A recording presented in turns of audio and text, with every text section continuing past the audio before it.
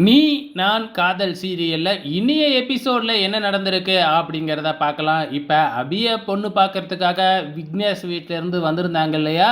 அவங்க பேசுற விதம் வந்து பார்த்தீங்கன்னா, ரொம்பவுமே நல்லா இருக்கு. அது மட்டும் இல்ல, இன்னும் 10 நாள்ல கல்யாணத்த வச்சுக்கணும். ஏன்னா, விக்னேஷோட அக்கா வந்து பார்த்தீங்கன்னா, அப்ராட் போறாங்க. 10 நாள் தான் அவங்களுக்கு இன்னும் டைம் இருக்கு அப்படின்னு சொல்றாங்க.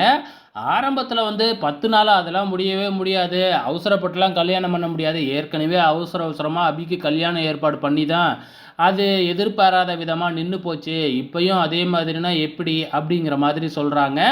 ஆனாலும் மாப்பிள்ளை வீட்லருந்து எப்படியோ கன்வின்ஸ் பண்ணிடுறாங்க. அந்த நேரம் பார்த்து நம்ம ராகவுக்கு ஃபோன் வருது. வெளியில போய் ஃபோன் பேசிட்டு வரதுக்குள்ள, இங்க கல்யாணத்தையே பேசி முடிவு பண்ணிடுறாங்க.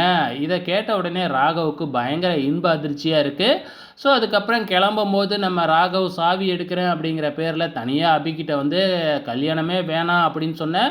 இப்ப கல்யாணத்துக்கு ஏன் சம்மதிச்ச? அப்படின்னு சொல்லி கேட்கும்பொழுது, என் பக்கம் நிக்கிறதுக்கு யார் இருக்கா? எல்லாருமே விக்னேஷ் பக்கம் சாஞ்சிட்டாங்க. நான் என்ன பண்ண முடியும்? அப்படின்னு சொல்றாங்க. புடிக்கலன்னா, புடிக்கலன்னு தானே சொல்லணும் அப்படின்னு சொன்னபோது, நான் என்ன நீங்களா? அப்படியே தட்டு தாம்பாளத்தெல்லாம் தூக்கி போட்டு, எனக்கு மாப்பிள பார்க்க யாரு நீங்க? அப்படின்னு சொல்றதுக்கு, அப்படின்னு கிண்டல் பண்றாங்க. உடனே நம்ம ராகவ் எதுவுமே பேசாம கிளம்பி போயிடுறாங்க. இங்க அனு வந்து பார்த்தீங்கன்னா, நல்ல செய்திக்காக வெயிட் பண்ணிட்டு இருக்கிறாங்க. நம்ம பாட்டியும் ராகவும் வந்து, உங்க குடும்பத்த கல்யாணத்துக்கு சம்மதம் செய்ய வச்சாச்சு. இனிமேக்கு அபிக்கு எந்த பிரச்சனையும் இல்ல. கல்யாணம் நடந்துரும். அப்படின்னு சொல்லிக்கிட்டு இருக்கிறாங்க. ஸோ, அதுக்கப்புறம் வந்து பார்த்தீங்கன்னா, இங்க அஞ்சலி வந்து சாப்பிடாம இருக்கிறாங்க. காரணம் என்ன அப்படின்னு பார்த்தீங்கன்னா, இன்னும் வந்து பார்த்தீங்கன்னா, முரளிகிட்ட அதாவது கிருஷ்ணா கிட்ட வந்து பார்த்தீங்கன்னா, அப்பாவா ஆயிட்ட அப்படின்னு சொல்லவே இல்ல இல்லையா? அதுக்காக வெயிட் பண்ணிக்கிட்டு இருக்கிறாங்க.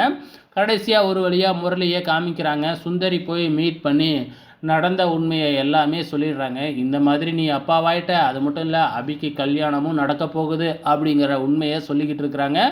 இங்க ரொம்ப அதிர்ச்சியில இருக்கிறாப்புல நம்ம முரளி கிருஷ்ணன். என்ன நடக்கப் போகுதுன்னு தெரியல. நாளைக்கு வெயிட் பண்ணி பார்க்கலாம்.